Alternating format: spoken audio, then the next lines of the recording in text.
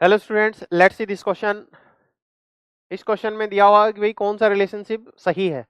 ठीक है, तो बेसिकली अपने को कुछ फॉर्मूले दिए हुए हैं, तो फॉर्मूले अपने को याद होने चाहिए। ठीक है ना, फॉर्मूले याद होने चाहिए, है ना। Formula based question, formula formula based question.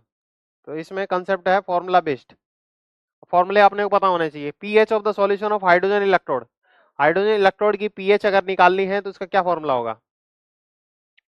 ठीक है, पीएच निकालनी है। देखिए हाइड्रोजन इलेक्ट्रोड क्या होता है, ई ई ई इलेक्ट्रोड, हाइड्रोजन इलेक्ट्रोड। तो आपने देखा होगा ई नॉट ऑफ द इलेक्ट्रोड।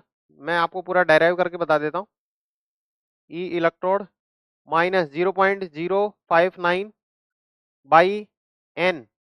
ठीक है, लॉग। अब हाइड्रोजन के लिए बात की जा रही है तो अपन ऐसे कर सकते हैं, हाइड्रोजन को लिख सकते हैं H प्लस जो है एक इलेक्ट्रॉन लेकर के हाफ ऑफ H2 बना रहा है। ठीक है, ये रिएक्शन है। Log of product partial pressure of hydrogen, इसकी पावर हाफ डिवाइडेड बाई क्या है, concentration of ion H plus. ऐसे लिख देंगे। इस रिएक्शन के लिए अपन नस्ट इक्वेशन इलेक्ट्रोड के लिए लिखे ऐसे लिखेंगे। अपने को पता हाइड्रोजन के लिए अगर 298 केल्विन पे बात की जा रही है तो हम कहेंगे स्टैंडर्ड हाइड्रोजन इलेक्ट्रोड के लिए स्टैंडर्ड वैल्यू जो है इलेक्ट्रोड की वो 0 आएगी। तो ई इलेक्ट्रोड की वैल्यू जो है, इलेक्ट्रोड पोटेंशियल इजिकल टू क्या होगा, minus zero point zero 59 by n. N का मतलब नंबर ऑफ इलेक्ट्रॉन ट्रांसफर कितना, एक, इंटू लॉग, है ना। प्रेशर की टर्म इसमें दिखाई नहीं है तो प्रेशर को अपन मान के चलते एक बार की पावर हाफ, इसका मतलब एक आ गया 1 अपॉन एच, एच प्लस।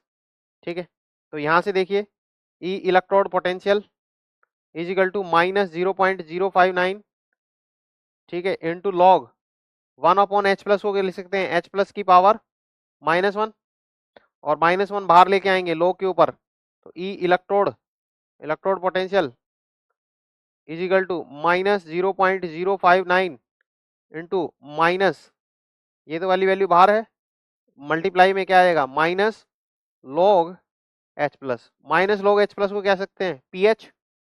तो ये आ गया भाई E electrode potential is equal to minus 0.059 into pH. ठीक है, ये फॉर्मूला है अपने पास में।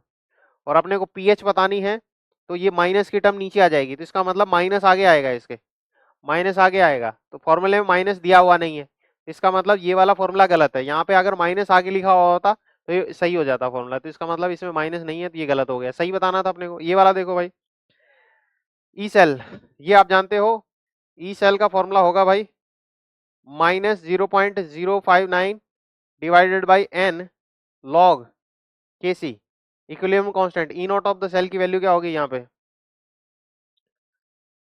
ये ई सेल की वैल्यू होगी, ये वाला आएगा cell constant is equal to conductivity divided by conductance, और delta G not is equal to minus n F E not होता है। तो ये delta G not is equal to क्या होता है भाई, minus n F E not of the cell.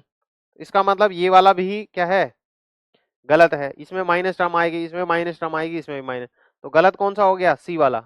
सी वाला कैसे गलत हो गया भाई, cell constant is equal to conductivity divided by conductance.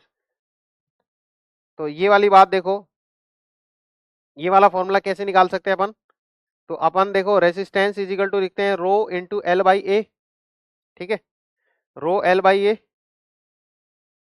और अगर हम इससे ये लिखना चाहे, सेल कांस्टेंट लिखना चाहें, सेल कांस्टेंट क्या होता है, L by A. Cell constant L by A की वैल्यू क्या आएगी, रो आर बाई रो। तो इसका मतलब ये वाली वैल्यू जो है सेल कांस्टेंट जो है रेसिस्टेंस अपॉन क्या है, resistivity, resistance resistance resistance upon क्या है, रेसिस्टिविटी, रेसिस्टिविटी। ठीक है, ये है। अब इसको क्या लिख सकते हैं अपन, इसको ऐसे लिख सकते हैं क्या, 1 upon resistivity, 1 upon resistivity divided by 1 upon resistance, बिल्कुल लिखा जा सकता है क्योंकि ऊपर जाएगा उधर हो जाएगा। और 1 अपॉन रेसिस्टिविटी क्या होता है, कंडक्टिविटी, तो ये आ गया कंडक्टिविटी,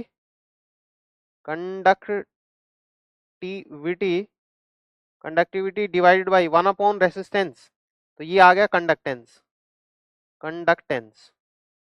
ठीक है, तो आपके पास में आया है सेल कांस्टेंट, सेल कांस्टेंट,